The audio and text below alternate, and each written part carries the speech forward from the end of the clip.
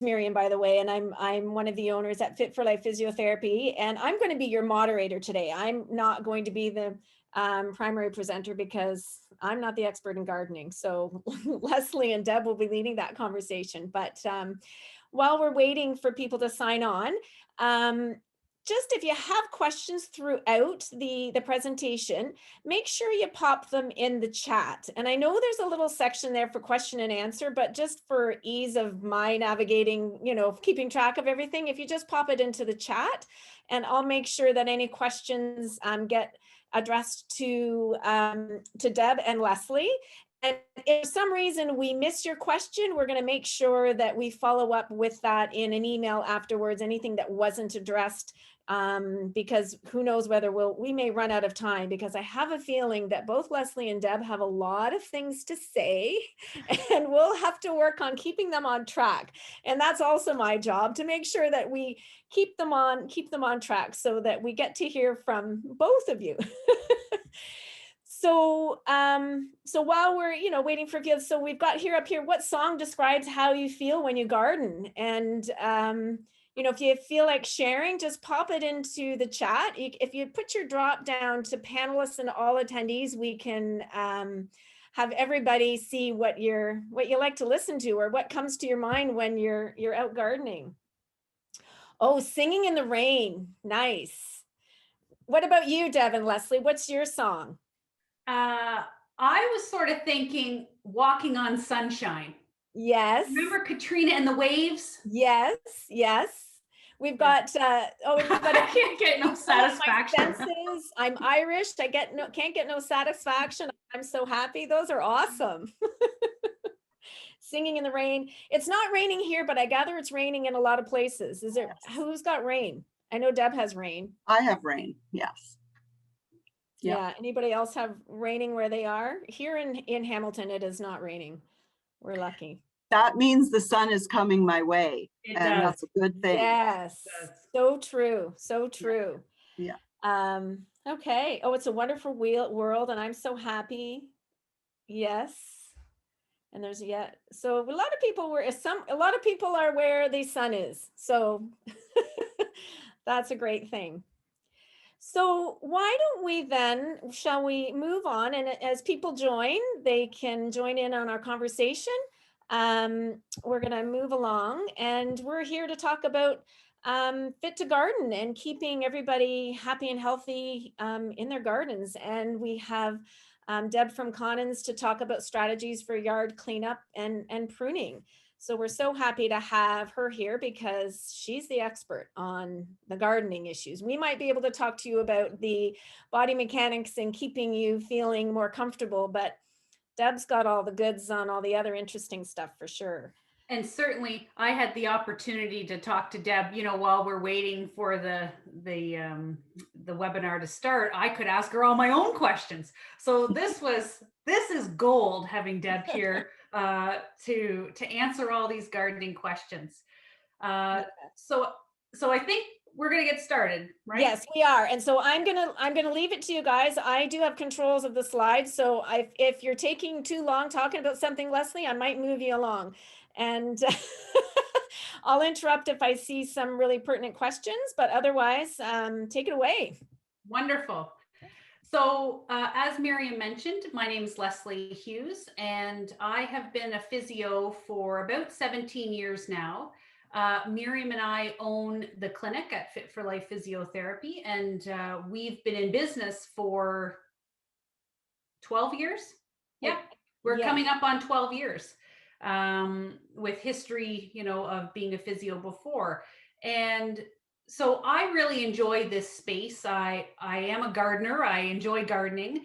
And I often hear from the clients who I have, oh, my back hurts from gardening. My back hurts, or my knees hurt, or whatever it may be. So we thought it would be really a neat experience for us to offer a webinar series, and what a great opportunity for us to partner with Connin Nurseries.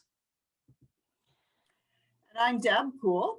I've been at Connin Nurseries in Trenton for 27 years. And I have been gardening since probably I've been about 16 years old. Started with a new property that my parents bought, and my dad planned to make it all grass, and I begged to keep the flowers on the border. And he said, as long as it was neat and he didn't have to care for it, I could have it. So that started my love of perennials and learning. So yeah, that's kind of just a little bit about me. I have 4 grown adult kids and some grandchildren, and they keep me busy when I'm not in the garden. Nice. Alrighty. So let's talk about why I think many people are here on this webinar. And as Miriam said, please feel free to ask some questions, and she'll manage that question for us. So does pain, mobility, or balance issues stop you from gardening? And And we're so going to what we launch a thought we poll would here. do- If everybody can Yeah. just kind of give an answer there, and we'll give a few moments for everyone to answer, and then we'll share those results.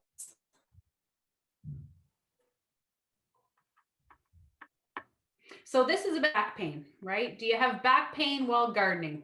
It's an easy one. It gets harder from here. I'm just joking. All right, Miriam. All right, we're going to end the poll, and let me share these results. Can you guys Yeah. see that? Okay. I think all those yeses are my patients. Yes. Okay. All right. So half and half, roughly. Yeah. And then I guess, does anyone have knee problems, knee pain when you're gardening? So I don't have a specific poll for that one, but I do have a poll on, does anyone have trouble getting up from the ground? I'll take it. Which, if you have knee pain, you may. Yes, yes. And somebody in the chat has said, yes, knee pain. Yes. All right, let's see what we've got. Okay. Okay. So a good number. Yep. And somebody has mentioned, yes, an artificial knee also makes it challenging to get up from the ground. Absolutely. Can't wait to talk to you, Christine. So we have another poll. This just yes. gives us an idea of kind of the age ranges of everybody here. So, you know, are you new to gardening? Have you been gardening for a long time? How old are you? Because all anonymous. What was that? It's all anonymous. Yeah, yes, of course. It's all anonymous. All right, we're going to end that poll. Okay. So no youngsters in here. And you know what? That kind of makes my talk a little easier. Because I see a lot of people who do have mobility and balance issues, it's about trying to stay as mobile and able and doing the things you want to do. That's what healthy, active aging is all about, right? And so if you want to be in the garden, if you want to be walking on a trail, if you want to be taking care of your grandchildren, it's all about trying to make your life enjoyable and doing what you want to do. And some people just find the movement, motion is lotion, the movement of gardening and exercise makes you feel better. Well, that's a hallmark for a lot of issues that we have, right? And especially as arthritic changes can occur. Motion is lotion. I must say that every single day. So let's move on to the next. Let's move on, because we're going to talk about, to begin with, some of the top reasons why people have pain when they're gardening. And this is going to be a little bit of an anatomy lesson, but I think it's really important for you to understand why it moves.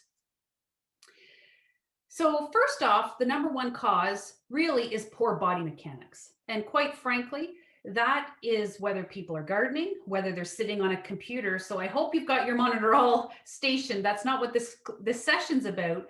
But as we embark on more webinars and not in-person live talks, people are spending more and more time at the computer. So we need to be mindful of our body mechanics, whether we're standing, whether we're at the computer, whether we're gardening, because all this computer time actually is going to have an impact on how our back feels when we go and garden. So we have a few, pictures there on the slide. Oh, here, do you want me to go back? Sorry. Well, that's okay. But these are some pretty common images of positions that you get in when you're gardening. Those should look pretty familiar to a lot of people, whether you're on the ground, taking a break, digging something, planting something, or quite frankly, near the bottom, needing to stand up and stretch out. Those are all some common body mechanics. We're going to delve deeper into that in a second, but here's cause number 2, poor posture.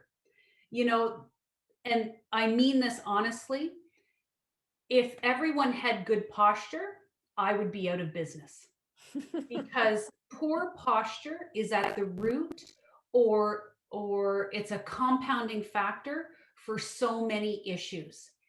Often we're not just able to treat the issue because we also have to make corrections to people's posture that's just habitual over time. And so if you look poor posture, the picture on the left, it talks about that forward head posture. So everyone who's staring at a computer screen right now, I want you to try and pull that chin in. Lurching forward is not going to help you get any closer to me, but so I want you to sit with your chin pulled back a little bit. Then you also see that curve in the back, and what you have there is a plumb line. So that plumb line, really, the person in the middle, that plumb line should go from your ear right down to the middle of your shoulder, the center of your hip, your knee, and the side of your foot. That is really good posture. We have deviations, nobody's perfect, but we want to try and get to that nice, normal, balanced, upright posture as much as possible. So you can have poor posture on one end of the pendulum with a forward head posture and a flat back, or you can go to the other end of the spectrum and you can have still that forward head, but really get tight through here in the chest, which lengthens out muscles in the back. Then you now have a sway back. So that curve, we have normal curves in our back. Those curves become accentuated. And if the curve in the back gets accentuated, that probably also ties in with poor abdominal muscles or weak abdominal muscles. So all of that muscular posture has a huge impact on how we load our joints, the alignment of our joints and joint stiffness. Let's move on. So then cause number 3, and again, it doesn't matter if you're gardening or if you're at the computer. And I think many who are on this talk we're going to be here for, ballpark an hour. I want you to feel that you can move around. You'll be able to hear Deb and I, and this is recorded. So feel free to move around, because when you stay in one position for a long time, whatever that long time means, you stiffen up. So here was an example. Miriam came to my backyard on the weekend and we just took some pictures. And so here's a poor posture picture on the left of me digging in the garden. But who doesn't like to get right down there and grab that weed so you get the root and all, right? You're really getting in there. But can you stand in that posture? Look at my knees, look at my hips, look at my back. It's all rounded forward. Horrible posture. And if you're doing a section of garden, you're there for a while. Another picture, it's just a similar picture. That's fine. That's fine. Just the picture on the right is the same thing. I might be in a bit of a better posture because I haven't bent at my knees quite so much and my back is a little bit more flat. But at the end of the day, I'm still in that stagnant, static position for a period of time. Switching on. So here's the anatomy lesson. And really, our bodies are so cool because we have layers. We've got muscles, we've got nerves, we've got bones, and they all need to work together. So on the left, no, let me switch that. On the right, that is a look of the superficial muscles of your back, the shoulders, your bum. It doesn't go further down, but those are the most superficial muscles. There's some big muscles there. If we pulled those off and go a little deeper, So Miriam, if you can get the cursor on here. Yeah, can you see that? If people can see that cursor, she has a little arrow. These muscles that are running north and south, those are our posture muscles. Those are the muscles that are big kahunas. They're in charge of keeping us vertical. And so when we're bent over all the time, those muscles are getting either stretched out or overstretched, or they're just not being active.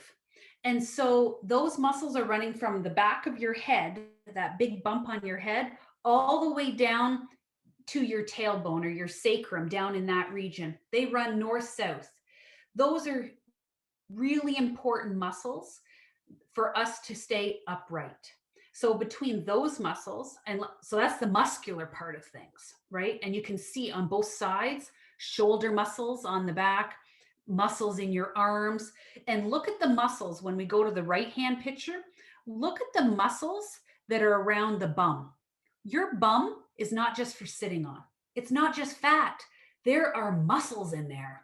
And we need to be working those muscles and training those muscles no different than back muscles.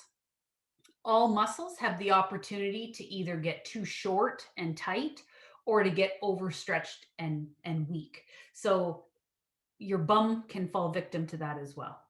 Let's flip the page. So muscles can be a cause of some pain. So overstretched muscles or too tight muscles, weak muscles. But if you peel all of that back, now we have the skeleton. And now we're down to the bony and ligament and disc portion. This is a picture of your lumbar spine right at the bottom. And you can see, and some people might have disc issues. They might say, oh, I have degenerative disc disease, or I have a herniated disc or a slip disc or whatever it may be. Here is your disc. So your disc, it's that little cushion. It's a shock absorber, and it's in charge of just that, being a shock absorber in between each of those vertebrae. Over time, those discs get compressed. They wear out a little bit with age. Those do decline. And so what you run the risk of is getting stiff through the joints. And a joint is the joining of any two bones. So we have lots of joints in our body. We've got joints in between. Now, Miriam's circling here, that's your facet joint.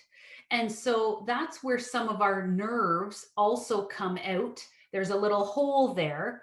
That's where our nerves come out of the spine in between there. But we have joints that are connected to the vertebrae, as well as then the rib where it needs to come out. So we're all nicely connected. You know, that little jingle of the hip bones connected to the knee bone. Well, when your body's working, that's a great jingle.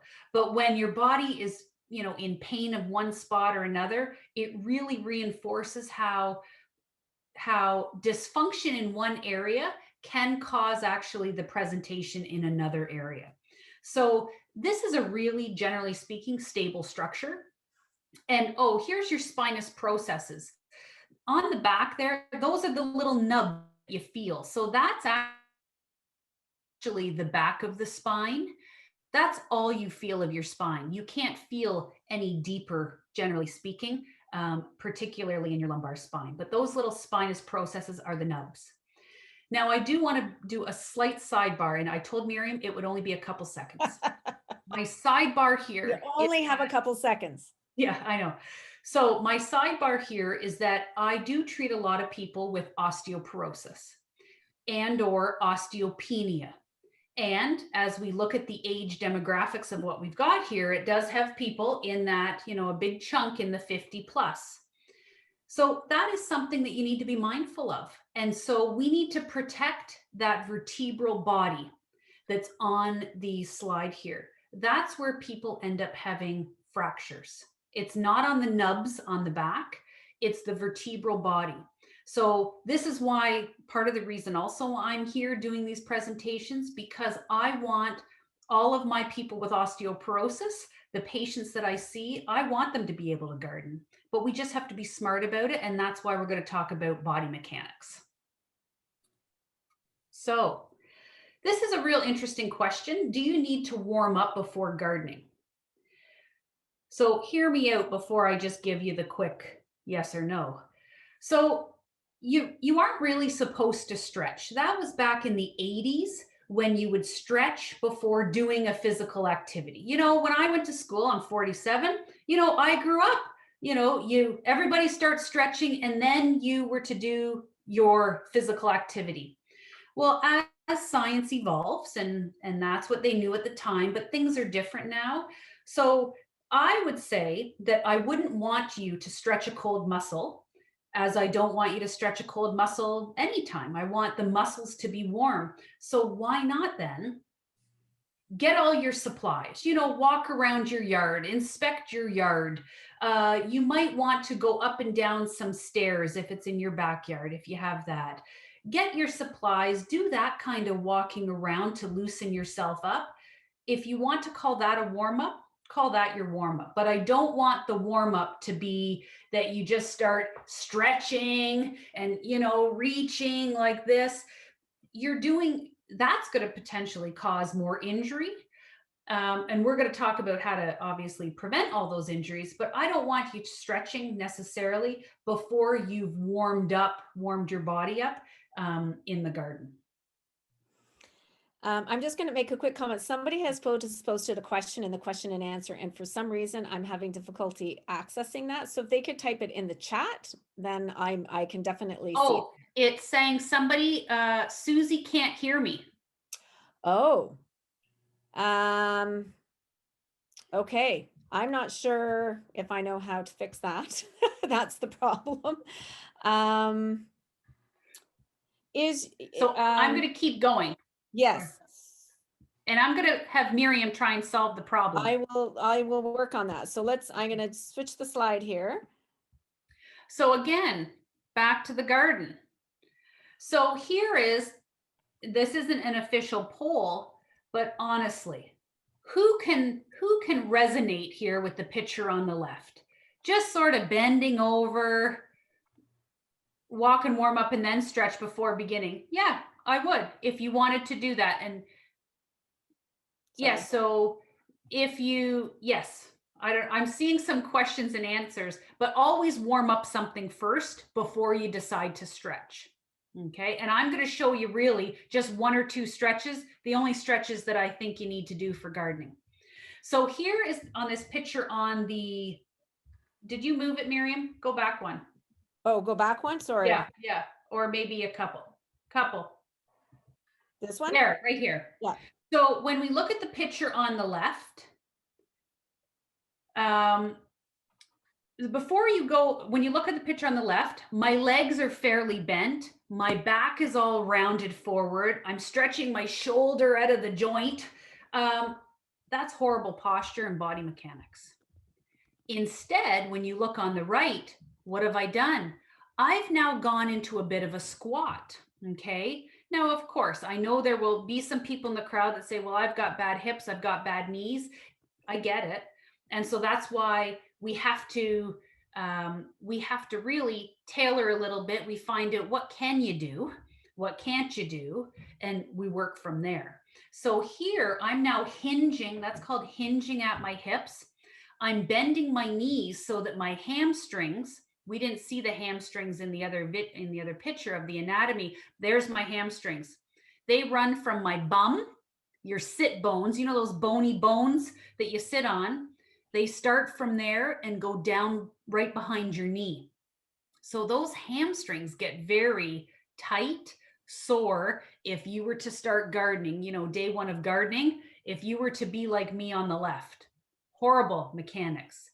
If you're to go like me on the right, now my back is in a very neutral position. I'm bending at the hips and I'm bending at my knees. And we can flip the slide. Here's an alternative that I do this myself quite often. I leverage myself on my bent leg. So if I think, oh, I might be here picking at some weeds and I'm going to be there, you have to work smarter, not harder. That's, it's 2021. We've had one heck of 18 months. Working my weight on my leg, and I'm leaning on it, but it still allows. Am I still good to talk?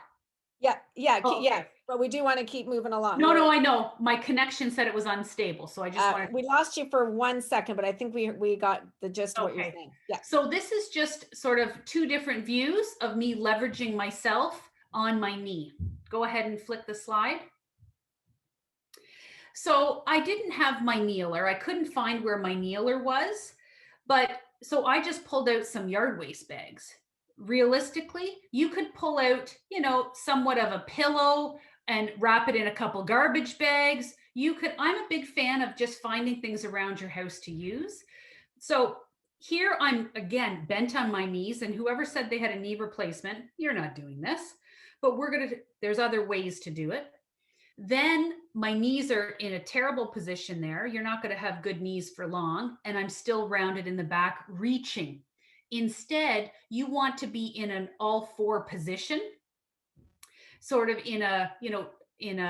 there you go. Miriam's doing it for me here. So you can see 90 degrees at my knees, 90 degrees at my hips, and I've got roughly 90 degrees at my shoulder. So I'm moving so whatever I'm working on is in front of me. I'm not reaching and really straining my back.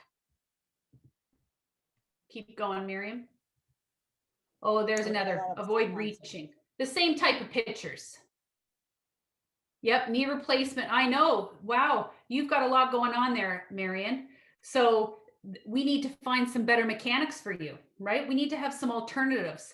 Here again, I was picking up my yard waste bag. Look, that's a back killer on the left. But I can guarantee probably 75% of you do that. Just on the fly, right? Instead, hug the load. It doesn't matter if we're talking about gardening or talking about getting groceries out of your car. You need to hug the load. You got to bend your knees. And for Marion, who's got all her replacements, we need to use them, right? You've got new knees, new hips. We need to use them. You got to bend your knees, bend your hips, and you can see my back is straight again. I'm not leaning forward, straining my back. Flip another one, Miriam. So here was my little crafty, again, you make it up as you go. So I actually use a garbage bag and slide it along the ground. So if I'm just weeding a little bit, I can keep moving myself along, and I can just put my junk, all my weeds or whatever I'm doing, put it on a garbage bag, and that slides so easily. I don't have a wagon. I don't have a wheelbarrow, but I do have this. I have a garbage bag, and I can slide when it's not too heavy. I can slide that along with me and move along through the garden. You can see that's only a few piles of weeds, but then as number 3, what are the causes of pain when I'm gardening? Stagnant positions or stationary positions. So then I'm going to stand up, right? I'm going to fill up my bag of weeds for a while, and then I'm going to move and change positions. So we actually were looking here. This was, I know I'm speaking a little fast, but I want to get to Deb and all what she has to say. This is about getting up. And I found stuff around my yard. I flipped over a blue box because I know it's an issue getting up from the ground, right? So in the absence of having a chair, because chairs are heavy to drag around, that's a regular sized blue box that I just flipped over. I also have a tall blue box that you could use, which would be even better, but not everybody has the tall one. So this is getting on all fours, and then you go onto one knee and you're putting your weight onto the blue box. Then you're standing up, you're pushing up with that. In this picture, it's my left leg I'm pushing up with. And then I'm gradually working my way up to a standing position. This is very similar. We've just taken this exercise, quite frankly, from, I teach people how to get up from the floor. It's no different. At home, we're using a chair or something like that. Here, I'm using a blue box from the backyard. But this can help. And certainly if you've had one knee replacement, well, if you've had a knee replacement, I've probably worked with a handful, not quite 5, of people who can actually put pressure on their knee on the ground. Okay. It is doable, but of a very few people. That shouldn't be the goal after a knee replacement. But if you haven't had both knees done, you can, depending, again, in the absence of other problems with the unsurgical knee or the non-surgical knee, you would put that knee down on the ground, and then you would bring up your surgical knee as the one that's going to help you get up. Does that make sense? So there's lots of hip and knee replacements, but you didn't go and embark on a hip and knee replacement for you to sit on a couch. You want to be in your garden. You want to be doing the walking. You want to be as active and functional. You went through the pain of those knee replacements. So we want to make it so that you can do everything you want to do. Raking.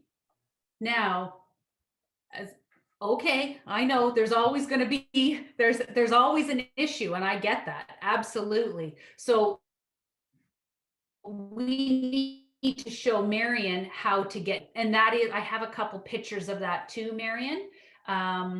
So Marion, I don't know if everybody can see the question, but there's an individual that has had, has got bad knees. One's replaced and one's not, doing so well. Yeah. So everyone has their issues, and it's about finding, okay, how do I work with what I've got, right?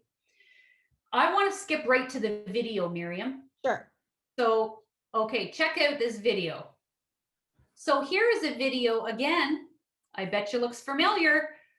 This would be a few people in the mirror, and you're thinking, well, what's wrong with that? I'm raking. Well, people who rake like this probably vacuum like that too. And you have a sore back, right? So here is the alternative. Oh, hold on. Oh, that's not the alternative. This one's the alternative. Here's the alternative. You need to step 2, move your feet, right? We've got to move our feet because you can. So it's just like doing a little dance. So you're taking a step forward, a step back, a step forward, a step back. Singing the song that you mentioned at the very beginning, right? Yeah. Dance to your music. So to clarify for somebody, you would put your unsurgical knee, I don't know if you want to call it a good knee or a bad knee. Your surgical knee would be bent. I was going to try and move myself so that you could see. Your surgical knee would be bent at 90 degrees. And maybe after Deb talks, we'll go back and pull up the picture. Okay, Miriam, after Deb talks. Yeah, and there might be some pictures at the end that you might be able to show that with. Yeah. So hold that thought, come back to that. Okay. But certainly raking is an activity that I don't find people complain because it hurts their knees. It's more about the complaint that after the fact, their back hurts. Again, that lunging motion and the dragging is what hurts your back. So you need to move your feet. Very simply, you got to move your feet. I think, and it takes a little longer to garden, but then you get to sing for a little longer, right? Yeah. So, Okay.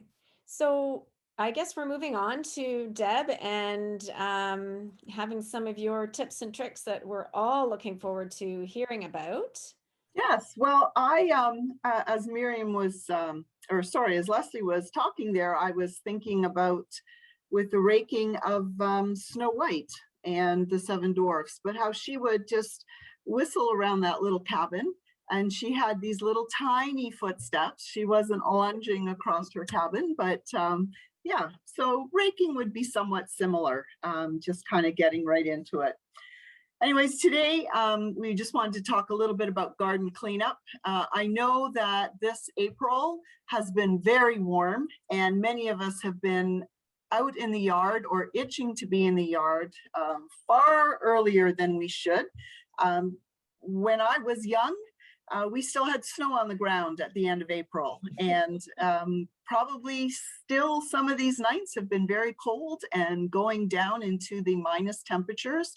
So we need to be wise and mindful about what we're doing in the garden right now so that we don't actually damage plants and damage things with more cold weather still on its way. Now, we do have a poll, Deb, which I think might be an obvious question for people, but you know, does the idea of garden cleanup overwhelm you? I mean, again, it's kind of obvious to me. I'd be on the S end of that.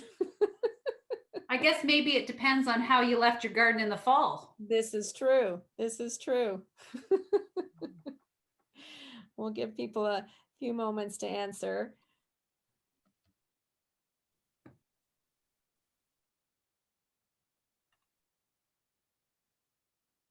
Okay, we're going to end here. And, you know, we're probably about half and half. Oh, well, I'm glad to see that there's a higher percentage that are not overwhelmed. I am too. Yeah.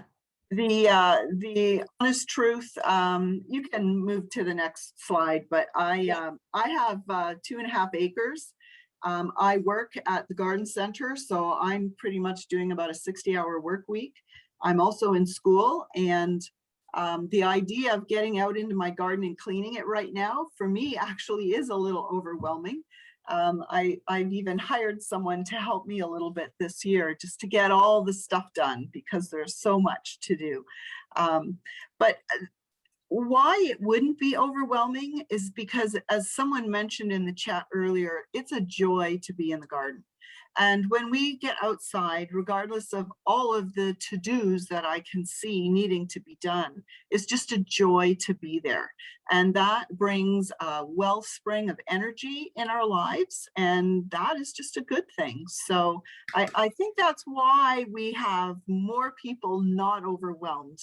But for those of you that are, you look out the window or you go out into your yard, you think, oh, where do I begin? Little steps, baby steps, just like we're going to rake with little steps, we're going to only do one thing at a time. I have some very extensive gardens, and if I tried to tackle all of it on one Sunday afternoon, I would be in the hospital. So what we want you'd be calling physio. Calling physio. Yes, for sure. For a physio appointment. And so what I do is I just take one small area and say, okay, what can I do in my 3 hours today? And I like what Leslie said about warm up. One of the things that I do because Sunday afternoons is my only time that I get out in my own garden, is to walk around through all of the gardens, through all of your space. And you may have a smaller city lot, and so that's not as extensive as a walk as mine is, but just to walk and take notice of what is happening, what is opening up, what is the soil looking like, even to take a trowel and just to kind of put it into the soil and pull it back. Is it wet? Is it dry? Is it just wet on the top? Just to kind of look and get a feel for it, and just take some time to walk around before you actually get into your cleanup. One of the first things that I like to do or have done is to get my edges done. It always feels better to have a defined edge and a space that I know that I'm going to be working. And so to edge your gardens, it's good to get a tool. I use a spade, a square spade, so it's just a square shovel. Sorry, I didn't bring one to show you. There are other tools that are kind of like, what would it look like? Straight, and then it has this curve, and then your handle on top, which you can just, it has a little spot to step on, and you can just sort of step in and pull it back, and then step to the next one and pull it back, and just keep moving along and creating that nice edge. If you have maybe a new half moon edger, thank you, Colin. If you have a new property that you have just moved to that has old gardens, sometimes it's helpful to take an old garden hose and just run it along so that you have a guide to make that edge.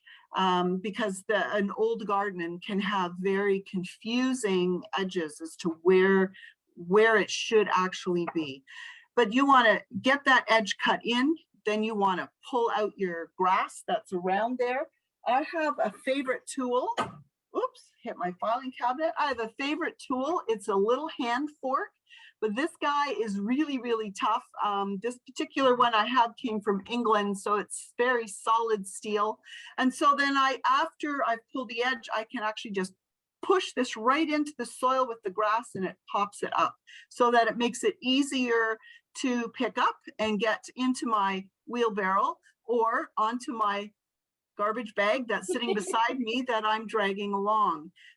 You don't want to have to be picking up heavy clumps of soil with your hands. That can certainly get tiresome on your hands. So having a little fork or something so you can break that soil up, and then you can just remove the grasses along the edge.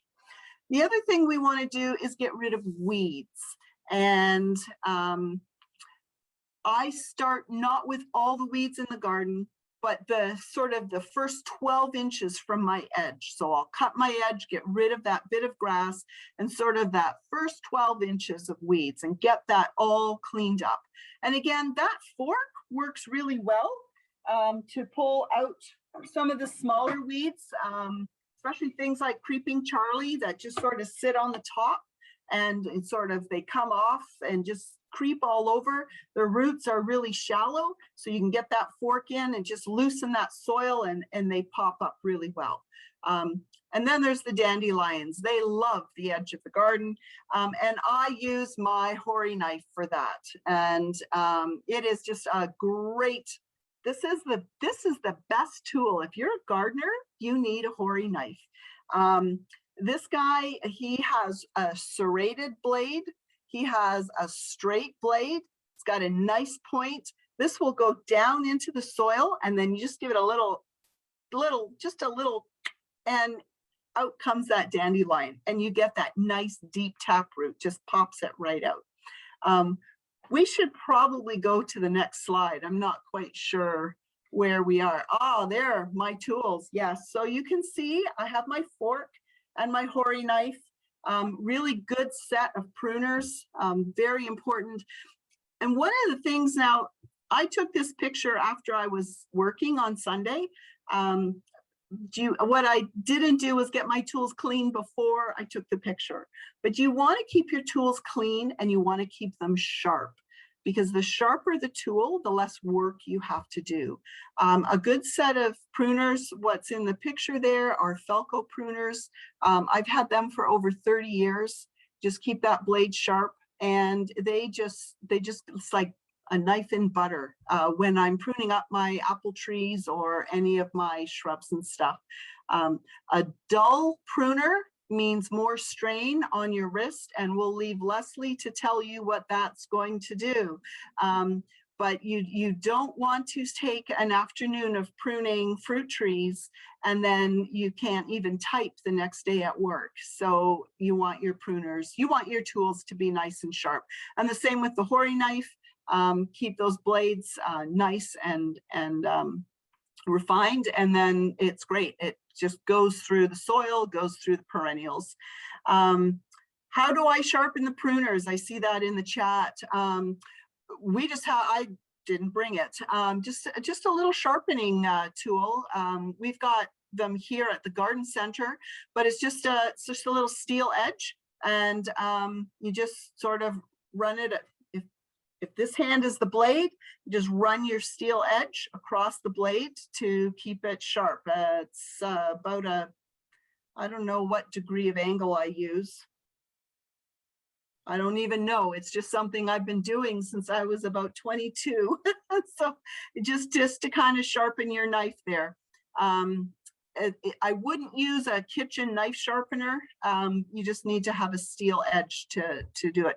The other thing is especially with pruners, a little bit of WD-40 every now and then, keep them oiled up, and it helps to get rid of some of that dirt and grime that gets in the little mechanics there. Go ahead and move the slides. So perennials. most gardeners have a lot of perennials. Perennial gardens are, I think they're starting to come back. They were very, very big in the 80s and 90s. They took a little bit of a wane for a while, and but now I think with a lot of people spending more time in the gardens and wanting to see things come back every year, we're seeing a greater movement in perennials.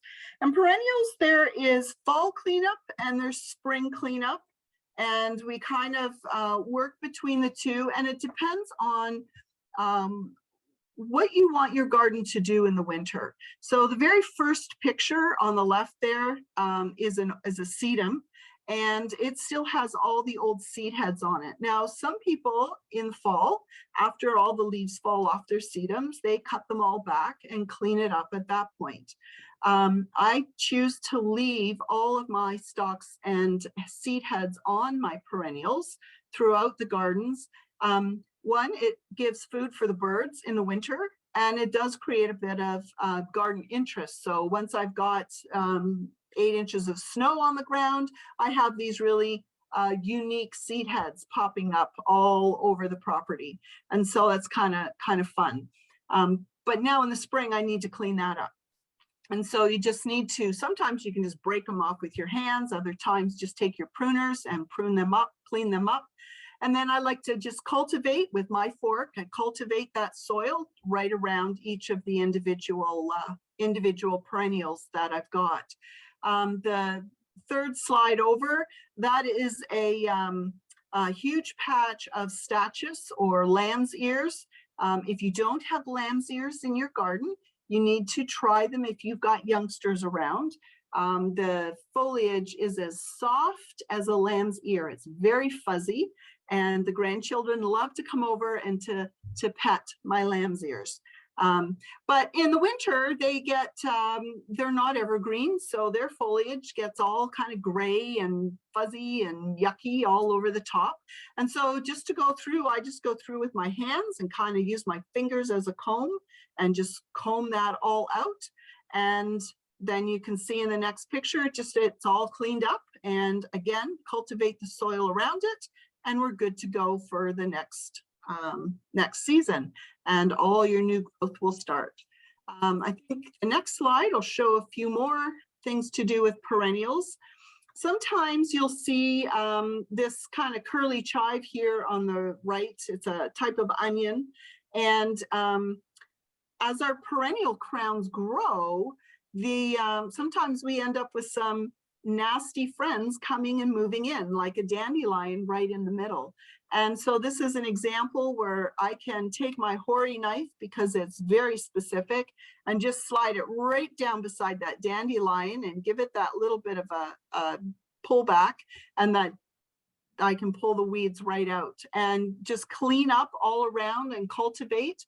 And then you can see the final crown there of that perennial, and it's all ready to go. If I had left that dandelion in there, once the perennial starts to grow and get big, it's very hard to get at that root without damaging your plant. Another area of perennials are those ones that tend to be aggressive. They can, sorry, I'm looking at the chat too. I will get to answer that.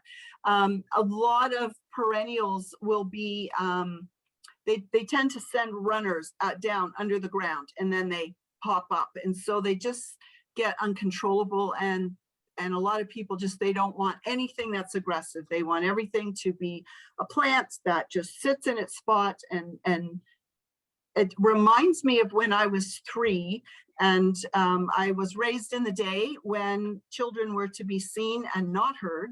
And as a child, when we went visiting, when we went to a home, I was to go to the refrigerator, sit in front of the refrigerator, and not say a word until it was time to leave. And so that's the culture I was raised in. That's what I would do. I was a perfect little girl. I would walk in, I would say hello, I would go to the refrigerator, I would sit down, and I would not move.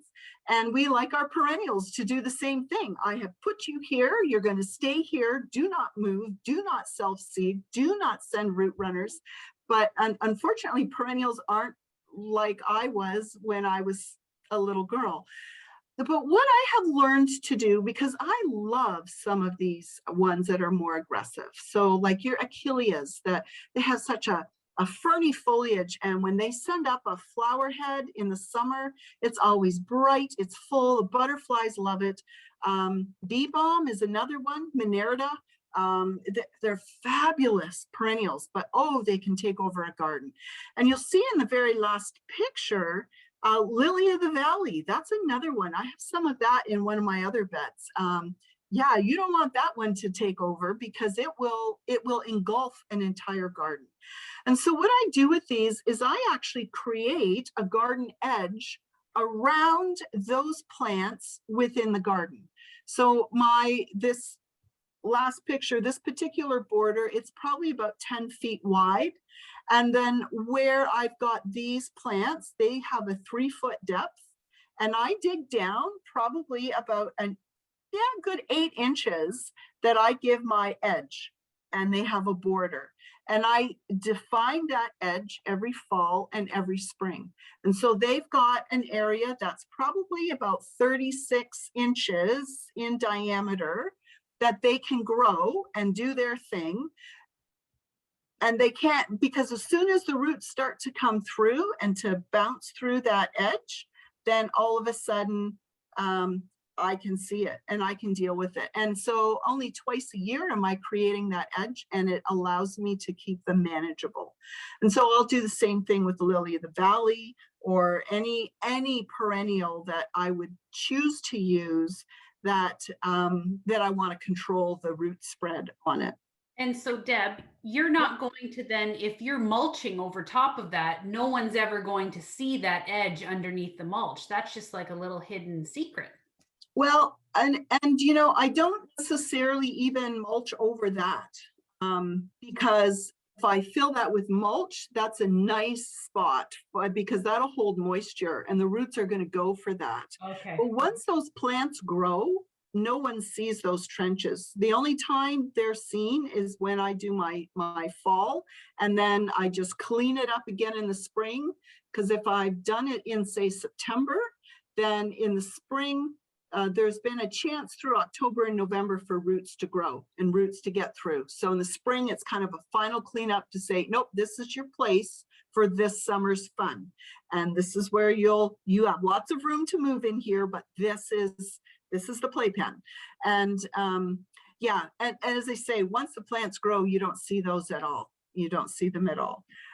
There was a question about the Hori knife. You should be able to get these at any garden center. I know all of the locations of Conan's has them, but it's a very well-known gardening tool. So I would only assume that any garden center would be carrying these. You shouldn't have a problem.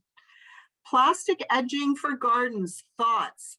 I love plastic edging. My husband does not, and so I'm not allowed to have it. Plastic edging is great for keeping shallow rooted plants at bay. So your grass is generally a shallow root. And so the plastic edging, that's about 6-7 inches, or a good quality one, 6-7 inches tall, is going to stop that root from laterally spreading into your garden. They're nice. A really good black plastic edge has a nice kind of tube that runs just along the top of the soil. Your lawnmower can go over it. So I think it's a great, nice way to keep things neat. If your partner, if you have one, agrees. Otherwise, if you're just doing an edge from your soil, you want to come in, or you want to go down from the grass, and then you want to do about a 75-degree angle into your garden.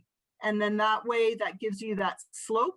And so just having that edge where the grass comes to that edge, the grass roots won't be able to grow then into your garden. So that's just sort of another way of doing that.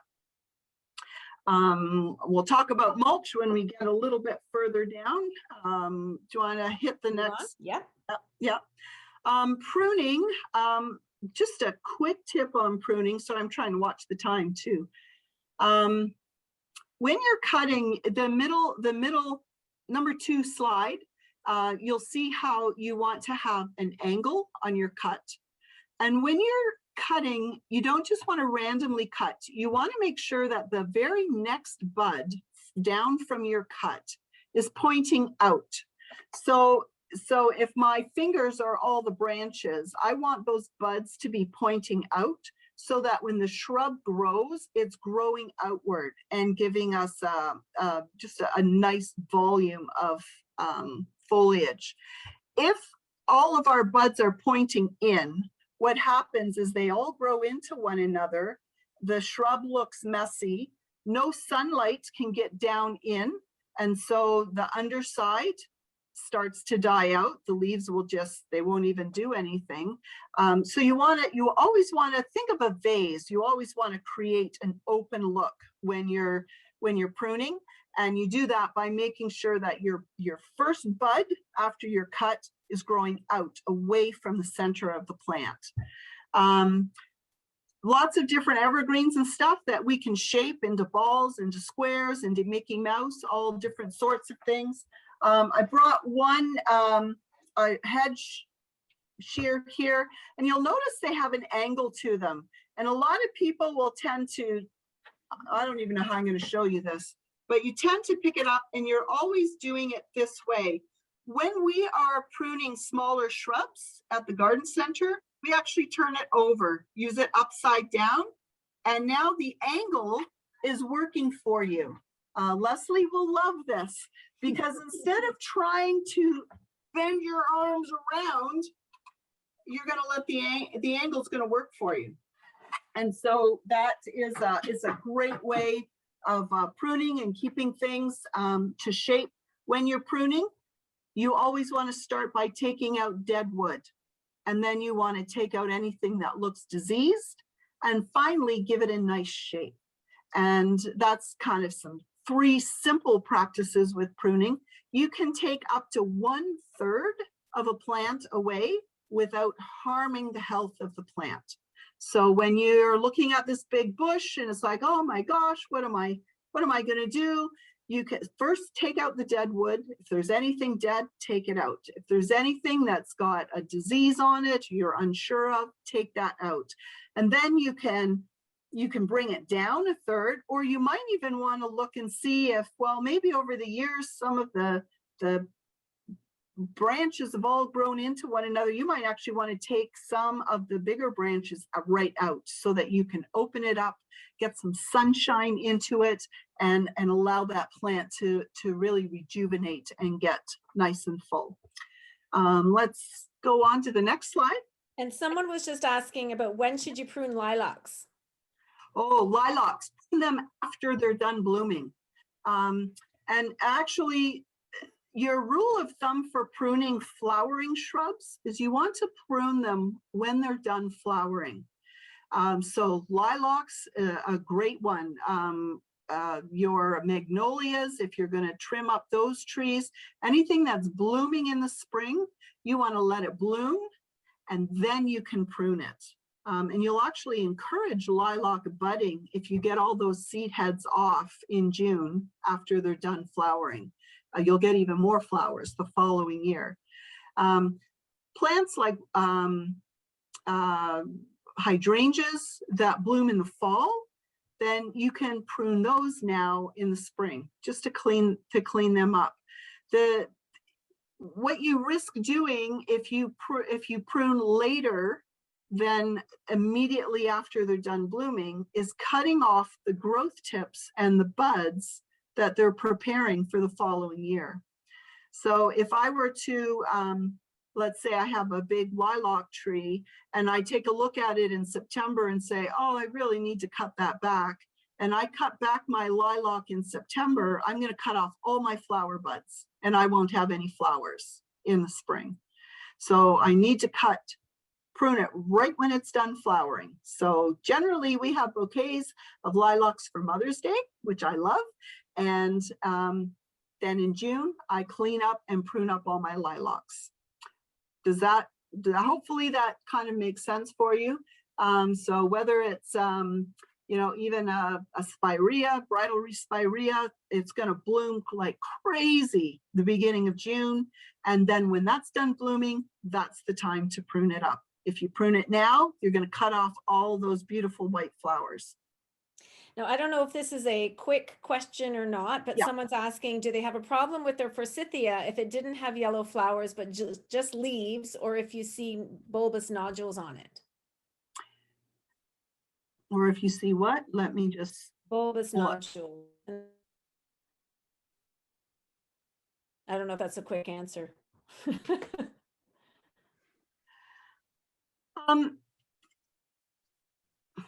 Sometimes I've seen like a lot of forsythia, it depends on how our winter is, whether they're going to bloom or whether you're going to get a lot of bloom. I noticed at least in our area this year, a lot of the forsythia bloomed straight up the entire branch, and that's not often seen. A lot of times we'll see forsythia and it's only blooming in the bottom 1.5 feet, and the top you're just getting leaves. And that's because the snow cover has kept that center and all of those buds nice and insulated for the winter. So when spring comes, they're ready to bloom. And the ones up on the top potentially have been dried out or burned out through winter winds. This particular winter, we didn't have the deep, cold temperatures of -35 for weeks on end. And I think that's one of the reasons. And we had a very quick, warm spring with lots of moisture. And that's what allowed forsythia to bloom so much this year. If you have a flowering shrub that's not blooming at all, one of the things you want to look at is make sure it's not planted too deep, because if you get that planted too deep, that's going to suffocate the crown a little bit, and they tend not to bloom as well. Hydrangea are definitely that way. You get a hydrangea planted too deep, and it's not going to bloom for you at all. Forsythia, usually you get some bloom at least at the base, and if not, at the very least, you can take photographs of your plant and what you're concerned with, and bring it into the garden center, and one of us can take a look at it and see if we can help you out with that. Quick look at these photos here with candling. So a lot of times with evergreens, especially pines like mugo pines or some of the smaller firs that we have in our garden, we get out the hedge shears and we start lopping away. And yet controlling the growth on them is so much easier. We just need to go to each of the individual growth tips, and you just knock off all of the, if you look at the very first picture, there is 5 little, what we call candles. So the buds are starting to grow, and they grow up. As they grow, they look like little candles. And you can just go around with your thumb and knock them all off. It's really good. Actually, it's probably good therapy for your hands, because there's no weight, there's nothing to pull. They just knock off, and then, you know, in moments it's done. And that actually will stop or retard the growth of that mugo pine for that year. So if you want to control the growth of a plant, if it's kind of gotten, you're allowed to be this big, I don't want you to get any bigger, you could send your grandchildren out to do it, or just go out and knock off all those little growth tips, and that is the end of that for that particular year. It's not going to harm the plant at all, but it's definitely going to cause the growth to stop. And I think, what do we have for our last picture? I think is just about mulching. Once you've kind of got all of your edging done, and you've got it weeded, and sometimes you've divided perennials, or you've put edges around your perennials, everything's cleaned up, give your soil a last little cultivation. Cultivation is going to put oxygen in the soil, and roots, as much as they need water and nutrient, they also need oxygen. So we want to break that soil up so that we get lots of oxygen in there, and then put on a nice layer of mulch. Now we can leave that until we get to the end of May, And then we're going to plant our annuals, which we can easily move our mulch aside and put our annuals in. And we'll talk more about that on May the 19th, I believe. I think so. Yes. And I don't know if I got to all the questions. Let me just see. There was a couple, one quick one about, do you prune roses in the fall or the spring? So that depends on who you talk to. I prune them in the spring. I might clean them up in the fall. I've got a few different types of roses. So if they're really big and scraggly, I'll clean it up so that it's, you know, only a couple of feet high and it doesn't look, you know, like a ghost in the middle of the winter. But then I'll do my final pruning in the spring. This would be a good time now as you're seeing the stems start to green up. You can prune down to those green stems and then look at where the bud growth is going and prune accordingly so that you get a nice vase shape in your plant. Yeah. Okay. And then I'm not sure, I mean, I'm hoping these questions are quick. Their flowering almond was protected well during the winter and now has no green leaves on it. Its covering was removed and then the cold came and for those few days was exposed. They're wondering if it's dead. Is it dead? Probably not dead, but maybe stressed out. So if the flower buds were just starting to open and then they got frozen, then they may not be too happy.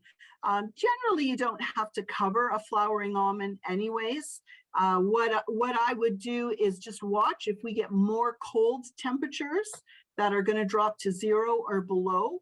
You're not going to like me, but you're going to get up at 4:30, 5 o'clock in the morning, and you're going to give it a misting of water. And that misting of water is going to keep that heavy frost or that freeze off those. It'll protect those the buds and the young leaves, and then you'll be fine. Yeah.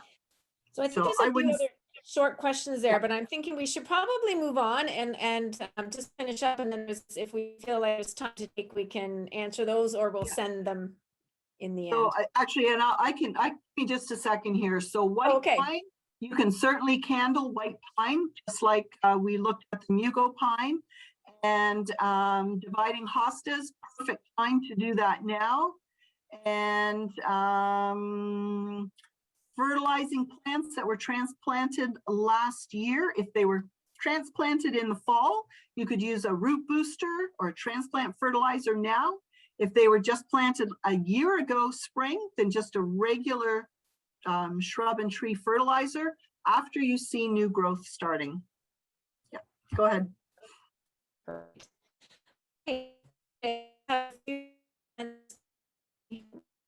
But we should wrap up. Did you lose Leslie?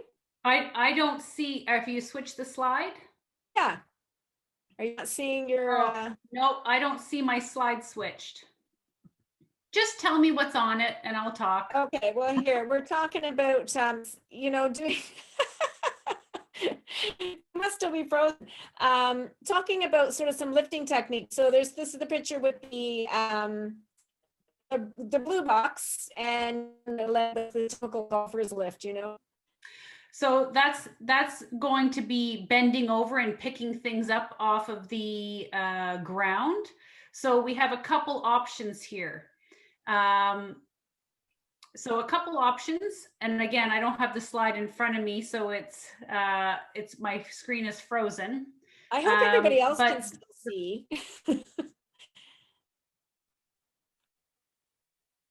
Yeah, because you keep cutting in and out, Miriam. I don't hear you that well. So can you still hear me? Yep, we can still hear you. Oh, okay. Yeah. Yeah, we can't see the new slide. It's just the mulch slide. Okay. Oh, someone else's screen is frozen as well.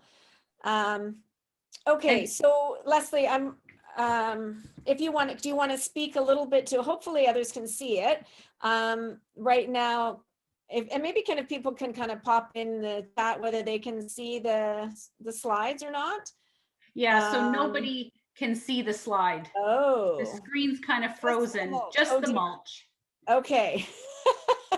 There we go. All right. There we go. Back? So I'm back on. So that first one, so again, you see, I'm using the rake as a little bit of my balancing act. And so I've tipped the rake because it's a fan rake. You know, the fan rake is a little flimsier. And so you're not going to put the fan end down, but I have more stability. If you look at the right-hand side, well, actually, that's not even that bad. So the left-hand side, the right-hand side, this is called a modified golfer's reach. You know, if you are a golfer, you know what I'm talking about when you're putting the ball down. So the one on the right, not everybody can stick their leg perfectly up to 90 degrees or parallel with the ground like I did on the left, but it's still okay to just lift the leg up a little bit like the picture on the right. So it's all about trying to maintain or keep your low back and your thoracic spine, that's your middle back, trying to keep that neutral or relatively straight. We just, again, don't want you humping yourself over and curving that spine. I'll go back and that'll show a better picture of what you want to do on the left there. Pardon me? I'm moving back. Did you see that? Can you see this slide now with the blue box just as a different option? No, I don't have that. Oh. But if there is a blue box in the picture, again, I'm using the blue box to weight. No different than if you were, there you go, around your home. The picture on the left is the bad or the poor body mechanics. So I have the blue box slide now up.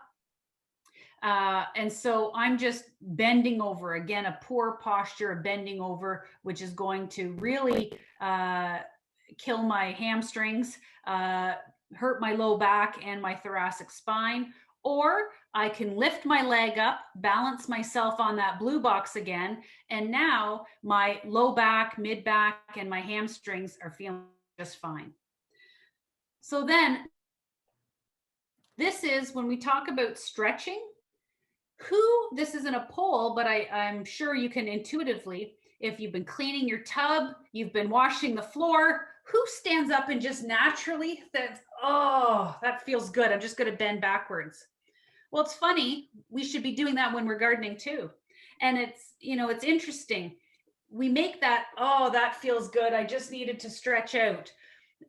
Beyond gardening, we should be doing this throughout the day, because we stay in far too many times are we staying in a flexed or a bent forward position, even if it's not the full throttle of gardening position, but cooking, brushing your teeth, washing your face, sitting for an hour in a presentation, watching TV, reading, you name it, we're slightly forward. And so, I mean, Miriam and I do a monthly low back pain workshop, and we talk about this as an exercise quite often, because this is such an important tool. I know Deb has tools for gardening. This is my tool for gardening right there, is bending backwards. And so it doesn't help 100% of the people, because we all have a different back and we all have different reasons why we might get back pain. But I'm going to suggest in 80% of the time, this is going to be a relieving strategy. And if we can interrupt gardening every 15, 20 minutes and do a few backwards bends, that's going to make you feel much happier the next day. So this gets, you know, we talk a lot about this in our low back pain workshop. It's very similar to this, but it's very specific to just back pain. But so we've come to close to the end.